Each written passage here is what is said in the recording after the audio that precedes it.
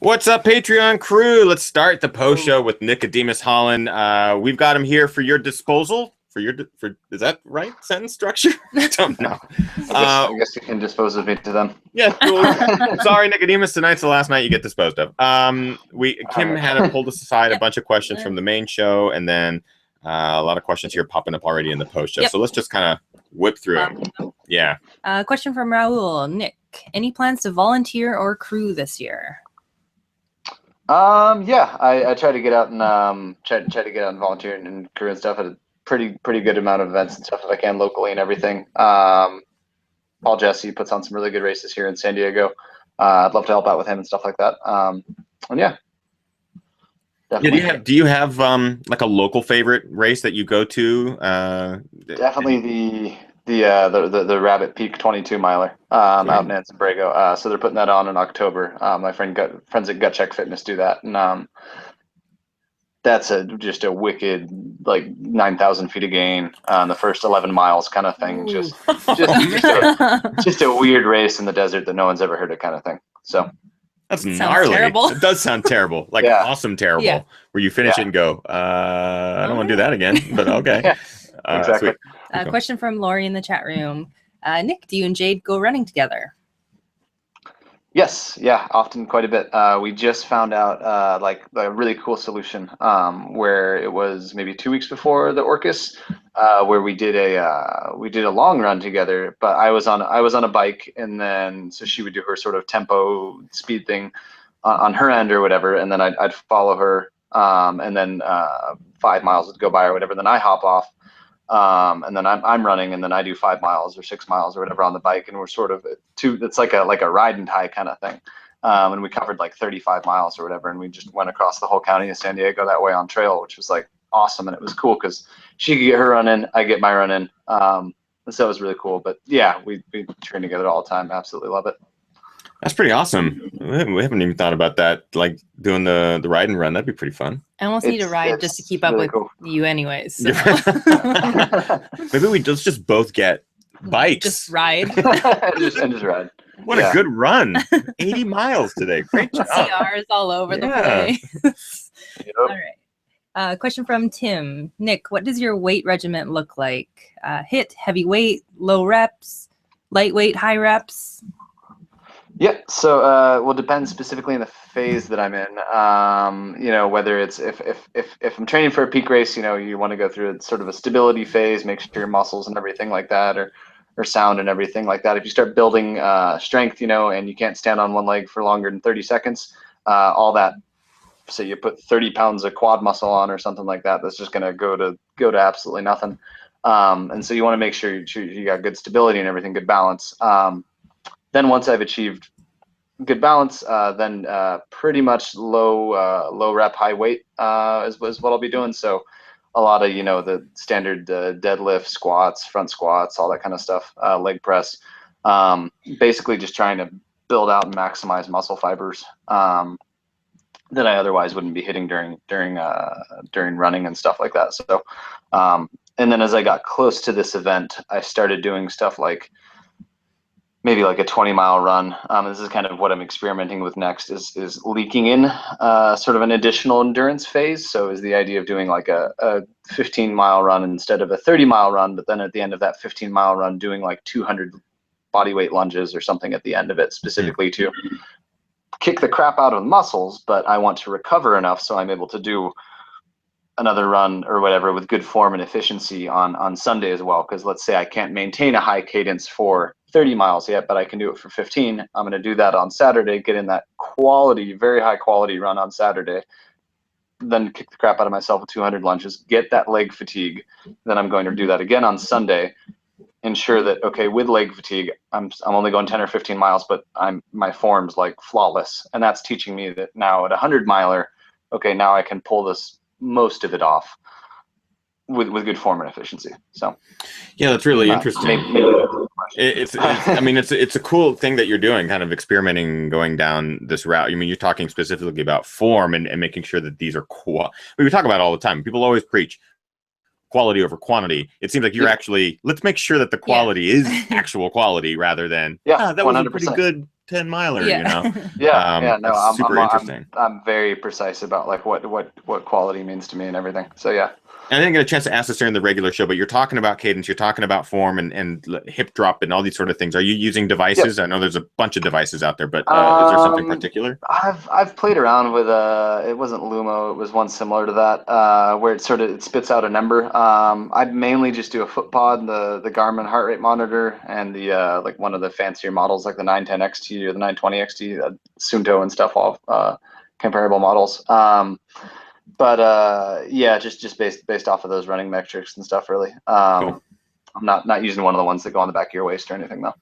Yeah, we've seen those. I think you've demoed a. Yeah, I've demoed one. I've been skeptic of just like, come on, what's this really going to tell you? But who knows? I guess I just have a hard time with like an additional piece of gear. Something. It's exactly that. Like, you know, for the athletes and stuff that I coach, there's definitely it depends, you know, what personality type you are, how much data you like to look at and everything like that. Because certainly, like, you know, if I'm like, hey, I want you to keep a 5-beat breathing on this run, I want you to keep your heart rate under 140 beats per minute, I want you to keep your cadence between 170 and 190, and I want your vertical oscillate, you're gonna dig, dude, I hate running, leave me alone.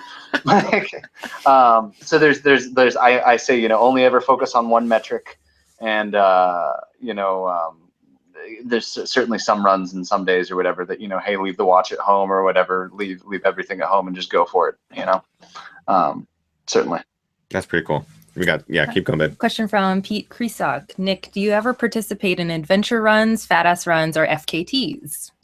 FKTs, certainly. Adventure races, I've wanted to dabble in that realm. I still haven't crossed over yet.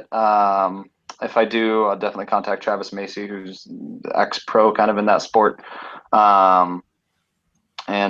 Yeah, I've considered dabbling in adventure races and stuff like that. But yeah, I'm gonna pull a couple of questions for the live show too, because there's some good ones in there.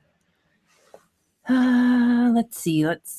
There was something dealing with speed work specifically, and I'm going to dovetail on that. Yeah, it was another question from Pete, actually. Do you deal with speed work in training? And I want to also dovetail in when you're dealing with a race like Orcus, which has 26,000 feet of gain, specifically on one climb, really, that, you know, you get a monster amount of it. Are you altering your training to cater to a course, or do you trust that what you're doing on a regular basis should just prepare you? I went with, you know, I trusted what I'm doing on a regular basis should prepare me, but that's at a point where I have like 8 to going on 9 years now of experience in the sport, where I no longer need that I would almost call it a little bit psychological experience of, you know, hey, I'm going to go do a 30-mile run this weekend or whatever. You know, I can get that same aerobic workout doing a 120-mile bike ride and save my muscles or whatever, but change my metabolism such that in the way that I want it and everything, right? So in that regard, speed work and stuff like that, I really liked what Jason Koop wrote in The Essentials of Ultra Running, a great book, where he was talking about sort of the two principles that I picked up from him that I really liked was you go from least relevant to most relevant, and the weakness to strength in terms of peaking for an A race. Now, Orcus, I jumped in 5 weeks before the start of the event and stuff like that, so I did not have the time to go through I'm going to go through a VO2 cycle, a lactate threshold cycle, a steady state run cycle, and an aerobic building cycle. But in Koop's sort of thing there, you know, a lot of the times you hear people, okay, base building, and then as you get closer to your race, you start to leach in the speed work and stuff. And that's, you know, based off of Noakes and stuff like that, for people who are training for 10Ks and marathons and everything. Koop's book is phenomenal in the context that it flips that pyramid on its head in the context of what's most relevant towards a 100-mile race? Well, it's either your aerobic threshold pace or your steady state pace when you're climbing. And those are the two things. You're seldom are you ever going to be touching like 400-meter pace or anything like that. However, there's still benefit to do that sometime earlier in your training phase. So when we talk about speed work and stuff like that, the VO2 upper end 400-meter, 200-meter repeat, hill repeat, 60-second kind of stuff, that stuff's essential to do. And there's still a lot of benefit that we can have as athletes from going through a cycle like that, where you're trying to raise your VO2. However, I would do that sort of following Coop's principles there, I would do that furthest away from your A 100-miler, if that makes sense. Totally. That's fascinating. We still got to get Jason back on the show. Mm-hmm. Yeah, his book's great guy. fascinating. That thing is loaded with info, and he's just a good expert to talk a lot about like those specific, exactly what you're talking about, the specifics for reaching set goals for A races and stuff like that. Yeah, that's super knowledgeable, dude. Let's go a couple more questions. Question from Jesse. Nick, do you work out with additional weights like weight vests or dragging tires or that kind of thing? I don't. There's another coach I work part-time for a company called Complete Human Performance, which does like a lot of strength training and powerlifting guys there and stuff. And there's a lot of some of the endurance athletes in that realm. I know train with weight vests and tire dragging and stuff. I tried the tire dragging thing when training for Badwater back when I lived in Flagstaff for college. I didn't like it or really understand what the heck I was doing. And then the weight vests, I haven't experimented with them much. So really no to both of those questions. Yeah, we don't like every time we see a weight vest, we're kind of like, what's that person doing? What's the point? We see them. I feel like we see them pretty frequently down especially here. in Griffith Park. Yeah, everyone wears a weight vest in Griffith Park. My issue with a weight vest would be like if you have any sort of, let's say you overstride, let's say you have a hip drop, let's say you have shin splints or something like that or whatever, and running's already a little bit tough for you or whatever it is, and you're like, all right, I'm going to throw on this weight vest to strengthen my muscles and stuff like that. Sure, you're going to strengthen them, but the incidence and potential of injury is just going to go and just shoot up through the roof there. You strap 50 extra pounds on you, and the impact on any of those inconsistencies is just going to compound itself. That's like the most like perfect way to phrase it. Like what you just brought up is like, that's why I don't like him. I didn't know it. Nicodemus just that's right. That's exactly what it was. Turn the light on for it. Let's do like one or two more quick questions. Question from Cameron. What are the different challenges you face when running a looped 100-miler versus a point-to-point 100-miler? Looped 100, you pass your car. Yeah, that's true. Yeah. During Orcus, I passed I parked it right at the finish. And I was like, oh, there's my car. I guess I'll see that again, and I guess I'll see that again in 5 hours. Oh, there it is again. All right, and so that's part of it. Is you got to have that you got to have that why. You got to have all right, the blinders are on. This is the reality that I'm in until this thing is over. Versus something like the plain 100. Let's say, I'm on mile 85. I want to quit or whatever. I have to go 12 miles back that way to quit, or I got to go 12 miles this way to finish the race. And, that's it. Those are your options. And so it's a little bit, I don't know. They're different. I find it sometimes looped races are easier to manage, in terms of nutrition and pacing and everything like that. And maybe race execution and stuff like that. Point to point courses and stuff are, of course, way more of an adventure and stuff, I feel. Nice. Good breakdown. Let's do one more question, then we'll let Nicodemus go to dinner. All right. Question from Kimasabi75. Nick, do you have a race strategy? When you're at a race, do you run against your competitors or do you do your own thing? I really, really, really try to do my own thing. I have so much ego and internal competition that I'm not ever trying to repress it, because when you repress it, just makes it express later on even worse. And so as I've learned, but during races, I try to kind of race my own race, stay in my own head, stay doing my own thing and stuff. I find if again that I orient around competition and stuff like that too early in a 100-mile or something like that, I burn out, and it's not. I do much better when it's me versus the elements, or me versus some sort of self-imposed time goal, or some self-imposed hey, I'm on mile 75. How's my form? Did my shoulders give out yet, or something like that? I do a little bit better against me versus me versus the elements. That's awesome. Man, I can't thank you enough for taking the time out tonight. I know that Jade's been cooking dinner for the last hour, so I'm gonna let you go. But really appreciate the time and just the honesty. And you were a fantastic guest, and everyone in the Patreon crew here is just, Nicodemus is awesome. I'm gonna have to re-listen to this 14 times because there's so much. Thank you guys. So just remind people where they can find you on social and. Absolutely, yeah. So yeah, it's Nicodemus Ultrademus Holland. Is Facebook or at Ultrademus is Instagram or whatever that is. And then Lucky 13 Coaching is my coaching webpage. And that's lucky13coaching@gmail.com is how to reach me there. So yeah, look forward to hearing from any of you guys. And Ethan and Kim, thank you guys so much for having me on the show. It was great to come on and everything. Thank you for the opportunity. You got it, man. Yeah, It's great. It's great to finally get you on. Finally, 155 episodes later, we finally got Nicodemus. Nice. Really appreciate it, man. Have a great night and great dinner. I'll let you just press the hang up button, and we'll just say goodbye to Patreon at this point. But thanks, man. Thanks, Nick. Sounds great. Cool. Thanks, guys. Later, dude. That was awesome. Yeah. What a rad guest. I've been trying to get him on for a long time. He's done some incredible things over the last couple of years, and I've reached out a couple of times, and it's just the scheduling has never worked out, purely because he's normally the races he does are outside of the US or they're in some weird time zone, and he always does really cool adventures before and after. So it's great to have him on, and his perspective is always really unique. He's always talked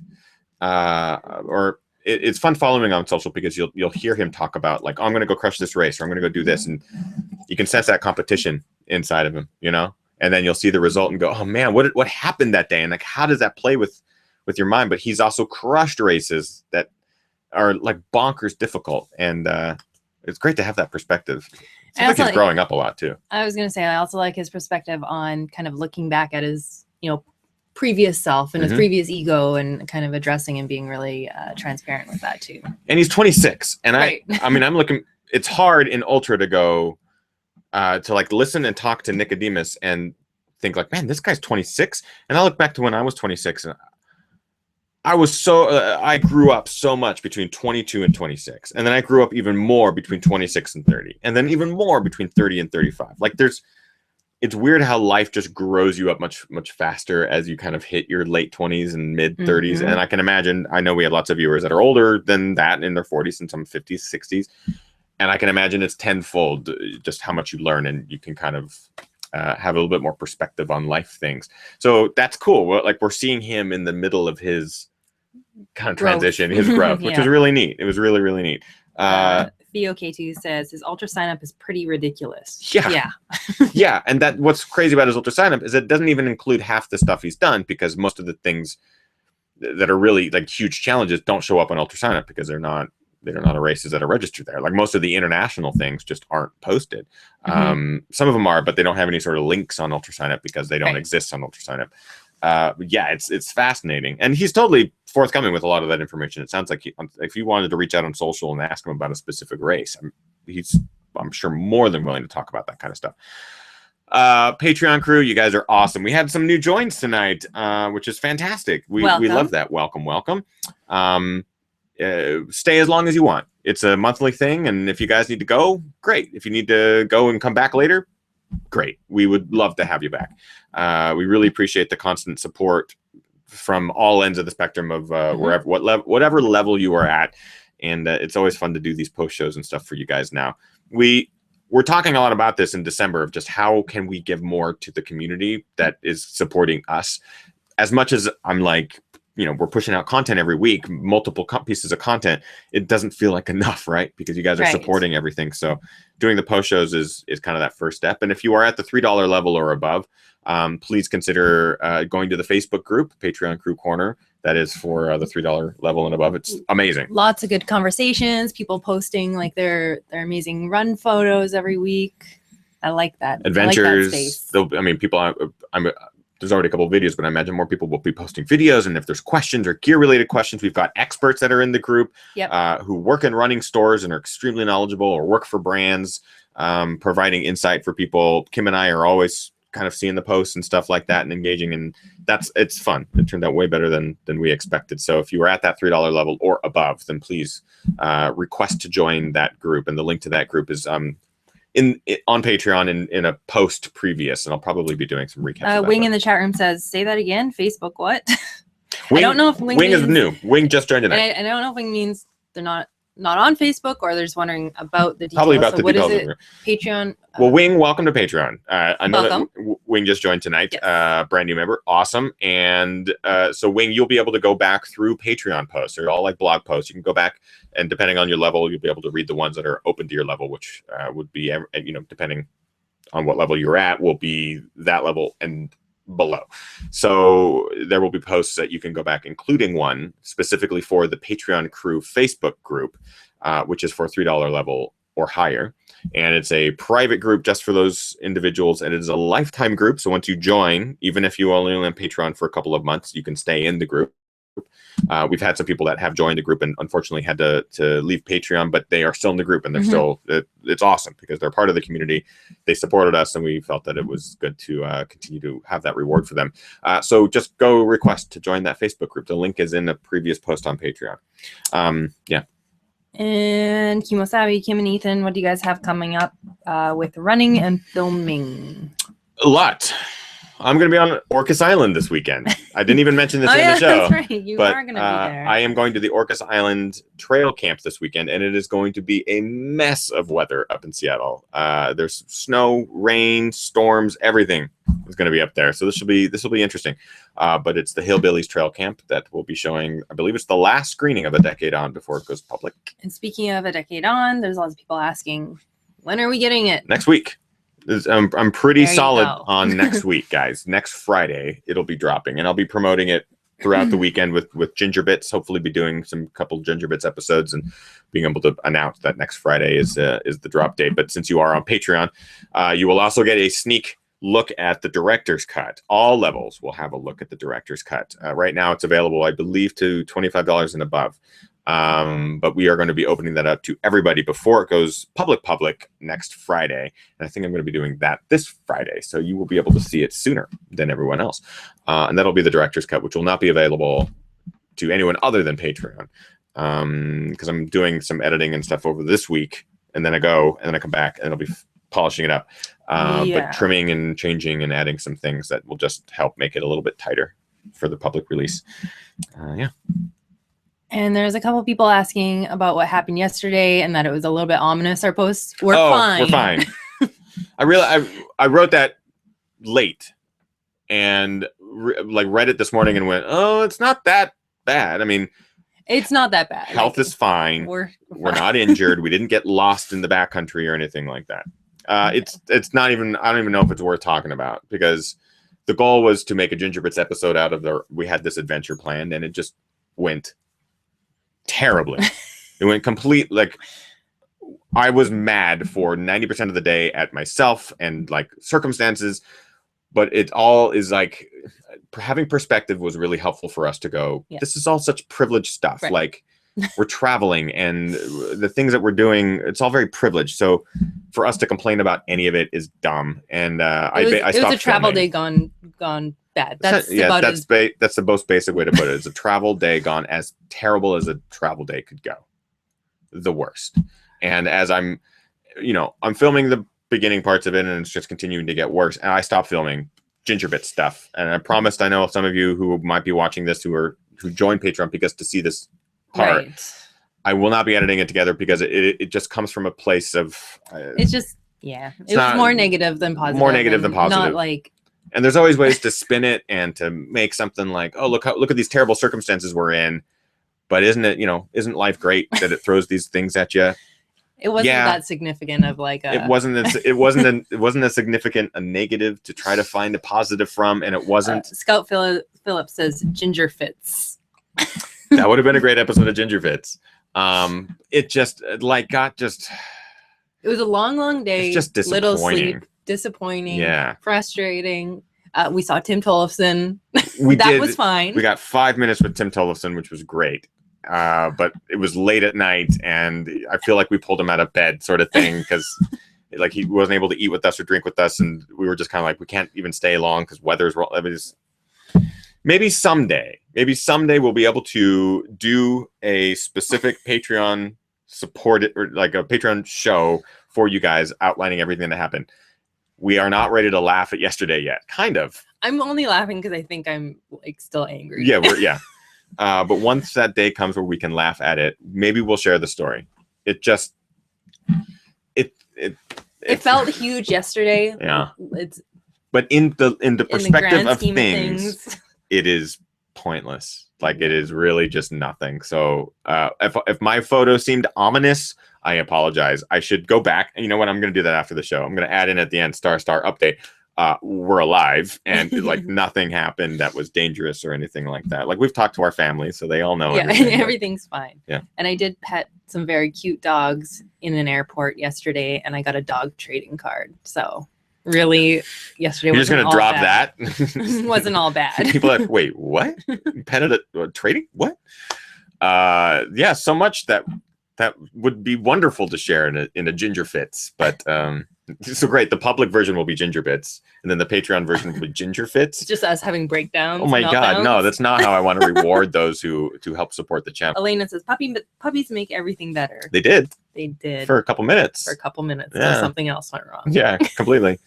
You know, this is going to kind of go off to a side tangent. I'll make it quick so we can go get dinner and you can start editing your review and stuff like that. But there's a lot of conversation around the world of vlogging in the last couple of years. Vlogging is basically the video documenting of people's daily lives. There are a number of people out there who did it for a long time. Vlogging has been essentially happening since 2005, 2006, even before then a little bit. You did some vlogging a long time ago. Yeah, I did vlogging a long time ago. Basically, you are filming everything in your daily life. You're editing it together that day and posting it for all to kind of basically get a view into an individual's life. Some people become extremely popular because of it. It's kind of that reality show mystique. People really like it. Someone's life. It's a peek into someone's life, and usually it's like exponentially more personal than something on television, because television tends to edit and manufacture story, whereas vlogs tend to be more real. However, there are lots of discussions going on right now of vloggers trying to present a certain facade, like a certain well, I can't be negative today, or I can't show my true side because I have this expectation to always show positive things in my vlogs, or always adventurous things in my vlogs. So what you end up seeing is years of amazing adventure and stories and happiness, and then all of a sudden that vlogger will just stop. It's happened recently with a number of vloggers in the last year where they've just stopped creating content because what they found, and many of them are just, they're like made up celebrity, really. They're just made up people who have these audiences that people just wanted to watch them. They don't, they didn't move to Hollywood to be an actor. They didn't have any college experience, doing any acting or performing or any of that kind of on-screen stuff. They're just real people that are realizing that the more positive stuff I put out there, then the more people come and watch my content. And then they realize, well, this isn't really me. Like the last 3 months I've been depressed, but here I am putting my face in front of a camera and saying, look how amazing my life is. That's all false. It's all false. And I've always talked about this channel being 100% transparent and honest and blunt. It's why I show my negatives in any race, is because no one else does. And they are there no matter where you are in the field. If you're in the middle or the back of the pack, or even in the front of the pack, you have lows. Yesterday is one of those times where I'm like, well, halfway through the day, I kind of went, this is fine. It's a negative. It's kind of like a bad day. I'll just show a bad day. But the more it went on, the more I was like, but this isn't even it got to the point when it just wasn't really reflective of anything that I believe in. And it was just a dumb day. And as much as you probably are like, well, we really want to see it, or we really want to hear about it, it's just, nah, it just wasn't, we're fine. Like, oh my God, I'm making it sound like it was terrible. It wasn't. No, it wasn't even remotely anything like that. In fact, the only reason why it was okay was because I had you, and I felt like we made the entire day okay, because we were able to be there for each other and be like, it's okay. Everything's fine. My favorite part of yesterday, besides petting the dogs in the airport, was after spending, I think we were like 8 out of 9 hours in the car late last night. And I looked at Ethan and I went, we haven't even unzipped our jackets today. And that was since like 5:30 in the morning. And this is at almost midnight last night. Yeah, we put our jackets on and they never came off, like big puffy jackets. And when Kim said that, my eye, like your eyes were melting. We're trying to get back to Los Angeles on these back roads, and my eyes are peeled for deer and elk and coyotes. I'm just delirious. And I kind of like feel, and I go, oh my God, my jacket is still on. We never once had the opportunity to unzip and get out of our jackets. Like it was just that kind of a day. And I'm sure it makes for a great Ginger Bits episode. I'm sure it does. Because it's real and it's raw, but it would have been. I feel like it would have been ended up being a really boring video. It would have been boring, and but it wasn't as bad as like Planes, Trains, and Automobiles types of thing, you know, like. Yeah. So I basically stopped documenting it halfway through the day because I was just so upset at what was happening throughout the day, and then at that point, I'm like, I'm not going to start filming at 9 p.m. There's just no point. I have footage from half the day. Maybe someday I'll release it. At this point, I'm just like, I want to forget the day. We put a lid on it. We forgot it. Well. Yeah, so that happened. Ginger Bits, the lost episode, Charles says. Patreon crew, you are the only ones that are aware of the Ginger Bits lost episode. It is now going to be an episode 1. It will let you down. If I ever put it out there, it'll just let you down. We're going to post that right now. But maybe someday it'll see the light of day and you guys will be the only ones that ever see it. Charles says, it depends on how many curse words were involved. Oh, there was a lot not on camera, though. Because I didn't film. Because basically everything that bad that happened, the camera went away. Because it was like, you got to be kidding me. You got to be kidding me. Okay. I actually like doing our post show. Yeah, let's give Patreon their money's worth. We're staying here all night. All night. Well, people have recommended we're not doing it right now. Doing some sort of 24-hour live stream or something. You know, trying to raise money for charity or doing something. Yeah. You know? I always wanted to do that. I'd love to do something like that. What am I missing in the chat room? Kimosawi says, now I'm really curious. Good. Good. It will let you down. That's the problem. Is it will absolutely let you down. We also saw one of the most beautiful things yesterday. The dogs in the airport. Yeah. There was a moment where we both just kind of went, "Oh my god, oh my god, oh my god," and it wasn't until it was almost gone that I was like, "Grab the camera," and it was spectacular. To give you guys an idea of like how the day went and how many angers we had and frustrated we were. I went on my phone today to be like, oh, I should post a picture from somewhere because we were in many places yesterday. And I pulled my phone out to see the photos I had taken, and I took 3 photos. I took 2 photos out of the airplane window and 1 photo of jokingly taking a picture of your face, pretending I was taking a picture out the window. I had the same problem. I looked at my phone. I was like, I have an airplane wing. And then on my camera, I had the photo that I posted yesterday. That was it. Charles says, I love how they're still talking about it. It's because it's still very fresh and raw. Fresh. It's a raw wound. We'll stop. All right. That is the Lost Ginger Bits episode. I will make it up to you if you are new to Patreon and you are looking for that Ginger Bits episode that was supposed to be promised. Wing says, you guys keep talking. I'm going to order sushi. Scout Phillips says, slumber party. We can eat popcorn, drink beer, and watch running movies. Oh, that'd be awesome. That'd be awesome. And thanks for all the love, guys. I know that... what is Ultra Chat? I think it's Ultra Chat. There's a couple of run chats that happen usually every week. It's some sort of like, it's usually Sunday. They have a hashtag and there's Twitter accounts and stuff like that. But it always happens. They always end up asking favorite running films or filmmakers or, you know, and people are always recommending the Ginger Runner. And I think that's awesome. I really appreciate that sort of support because that's the ground root stuff. That's the word of mouth because there are a lot of people that have never heard of the channel and might come to the channel and go, what is this? This is dumb. But there are, you know, they might not see that there are running films involved, stuff documenting other people or, you know, the Adventure Club race videos or any of that kind of stuff. So it's always nice to have people shout that out. There was also I think it's called Greatest, the website Greatest released a top 100 health influencers or something, health and wellness influencers. Was Gus on it? Gus was not on it. I was flipping through it today and it kind of went, ugh. Oh, like you just kind of go down this rabbit hole of, but like they're fake, like it's all plastic surgery, you know, like that kind of thing. Or sponsored, like, oh my God, how is this? This isn't health. This is, you know, being in Los Angeles has showed us a lot of the behavior that goes on behind the scenes of some of these social health wellness people. So there's a lot of sickness involved. And it's tough to see lists like that and go, but these people aren't healthy themselves. And I hope that they get the help that they need. But to promote them as exactly what I'm talking about with the vlogging thing, where you present a certain face in front of the camera or to your public audience, but the reality is you're hiding who you really are. And that's what I did for years when I moved to Los Angeles, and I was sick of it because it was so obvious that people are real or not real here, and I wanted to basically tear that down.